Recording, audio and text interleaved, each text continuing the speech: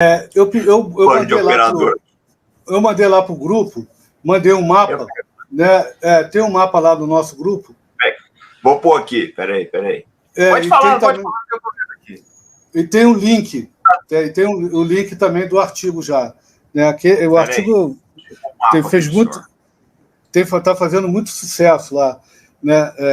Eu ponho depois, eu fixo ele. Deixa eu só colocar o mapa para vocês primeiro, para o senhor poder fazer a explanação. Depois eu coloco o link aqui para o pessoal, fixo ele.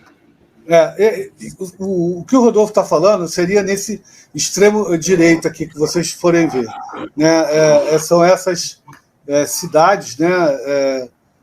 E fica... o que eu gosto de chamar a atenção é porque a gente que trabalha com isso, tá vendo? É interessante olhar o tipo de terreno que a gente está se movimentando. Se vocês olharem, tem um riozinho, que é o Rio Donetsk, né? E essa região aqui, você tem rios, você tem uma pequena elevação, né? É uma região que é de cultivo, ou seja, como é uma região de cultivo, é um solo bastante inundado, que ele inunda, você tem o quê? Você tem como é que eu diria? Você tem os espaços muito grandes. Então, entre as propriedades, você tem entre as propriedades, você tem normalmente árvores, né? Fazendo um cerro de árvores. Ou então você tem, perto dos pequenos cursos que dominam essa área, mata ciliar.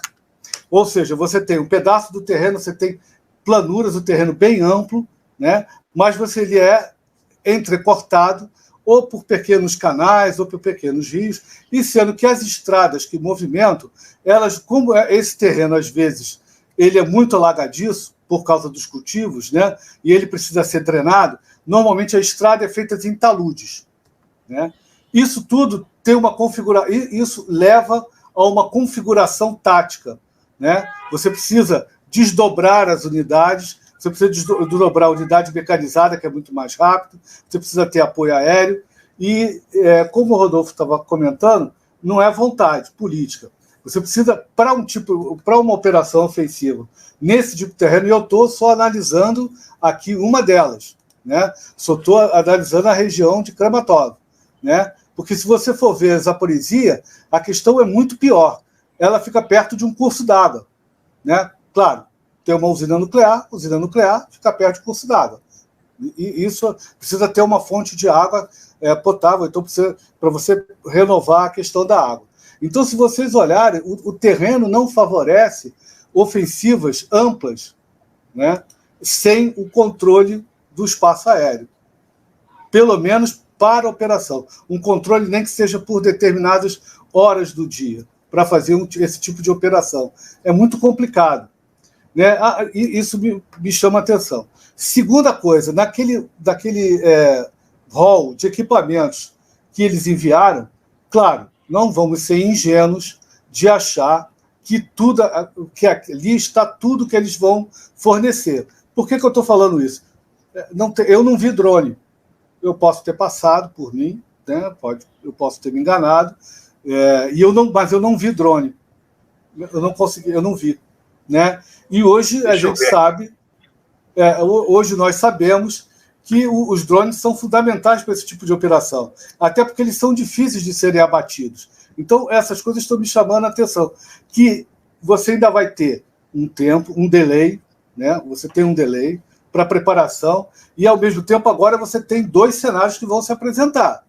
Ou os ucranianos vão manter essa linha e vão gastar o seu capital, né? Ou seja, os seus equipamentos e os seus efetivos, e manter essa linha, isso tem um custo, né? Porque essas unidades serão degradadas, né? E aí, de repente, você vai perder condições ou capacidades, né, para fazer uma ofensiva em determinado ponto, né? O eixo de progressão ele é determinado pela capacidade do inimigo em defendê-lo, não na sua vontade, né? Quem define aonde será o ataque é o inimigo, né? Quando você faz jogos de guerra, quando você faz exercícios, isso fica muito claro. né? Você propõe um ataque numa determinada direção, né? Um determinado eixo de progressão, e chega ali, né? A logística falha, o inimigo está muito bem, a posição inimiga, que não parecia tão bem defendida, está muito defendida, e uma linha secundária, uma linha de ação secundária, um movimento de desbordamento, ou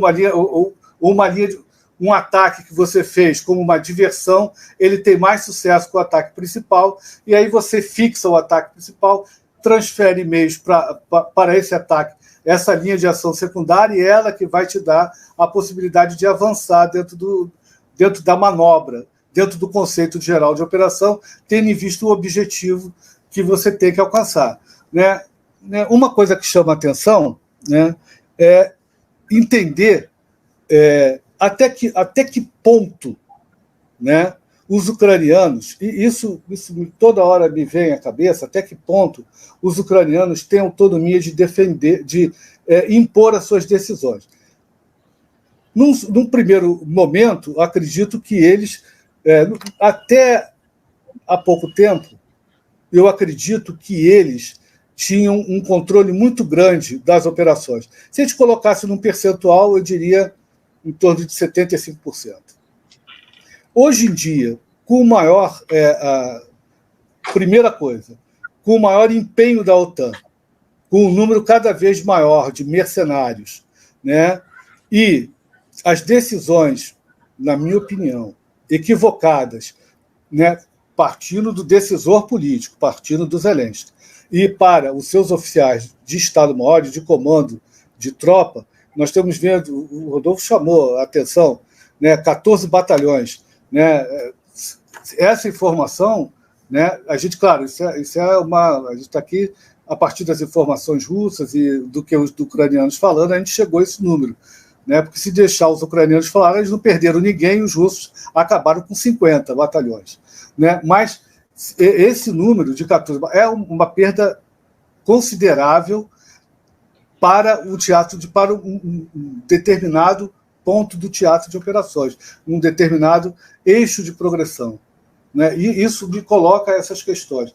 Até quando, ou até onde, neste momento, e daqui para frente, né, os ucranianos vão realmente comandar essas operações?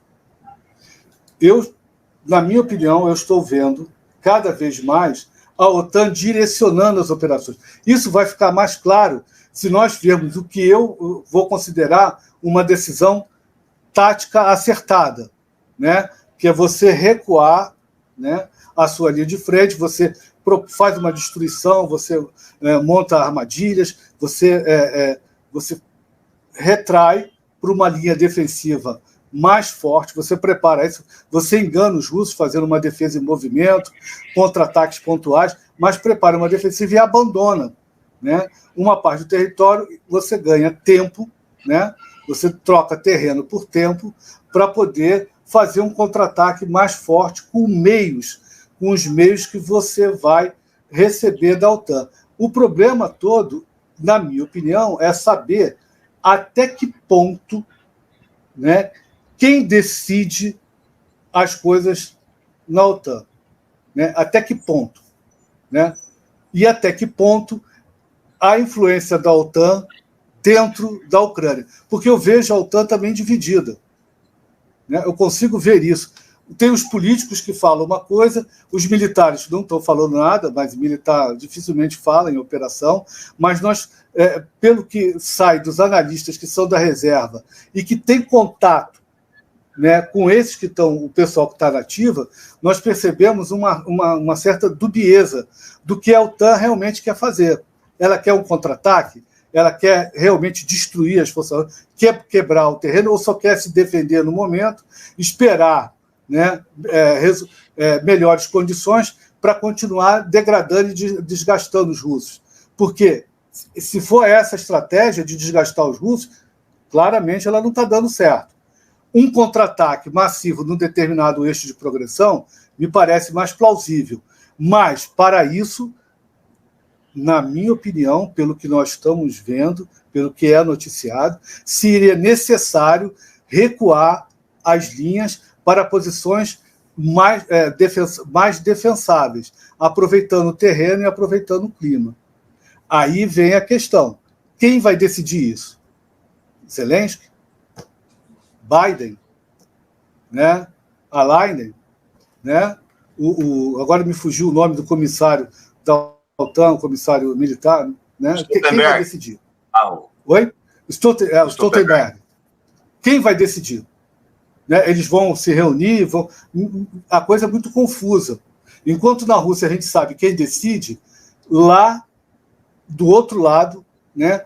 Quem é a OTAN, a Ucrânia, a União Europeia.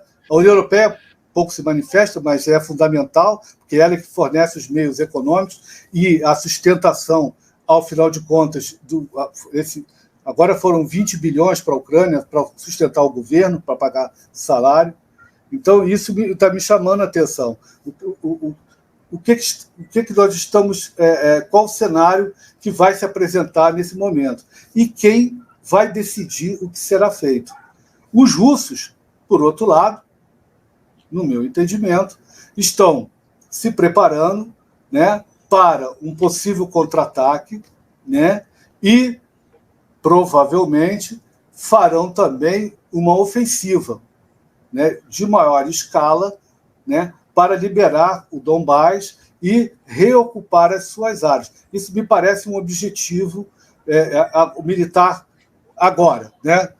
Só livrar o Donbás numa primeira fase, depois do Donbás avançar, recuperar o terreno perdido, ir até o Rio, né? Se você mostrar de novo, isso é uma consequência, isso é um caminho natural de uma ofensiva ir até o Rio. Vou mostrar aqui o mapa do senhor aqui. Minutinho só.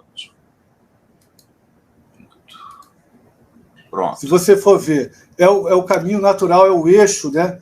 Se você seguir, né? É o eixo, né? Natural, né? Aí a cidade, né? Vamos dizer assim, para a gente colocar aqui apenas para título de ilustração, não quero dizer absolutamente que seria isso, mas vamos dizer que você, numa direção geral de Zaporizhia, né? E de Dnipro, né? Seria a direção geral, né? Você levar a ofensiva até ali, e ali você seria o objetivo desse ano. E isso é o que eu acho, né? Seria um primeiro objetivo, livrar aqui o Donbás, Donetsk, deixar Donetsk segura, avançar, né? Você tem toda essa área de Kramatorsk, Sloviansk, seguindo até Zaporizhia. E ali você provavelmente pararia para conversar, né? Eu acho que é isso. Por quê? Chegar em toda a margem oriental do Rio de Dnieper. Isso é o que eu acho que é o objetivo russo dessa configuração de forças, né, que está esse cenário, configuração de força não, esse cenário mais provável para os russos, eu diria um cenário de 50% deles, depois que terminarem a mobilização, eles devem fazer uma nova mobilização. Ao terminar essa, eles vão fazer uma nova, isso eu não tenho dúvidas com relação a isso, né? E 300 mil não vai dar, não é suficiente. O Rodolfo toda hora fala disso, entendendo? Eu acho que eles irão fazer uma segunda mobilização, e até lá, essa mobilização vai coincidir com o parque industrial russo, né? A base industrial de defesa russa funcionando a pleno vapor. E aí eles terão amplas condições de cumprir o que eu acho que acontecerá.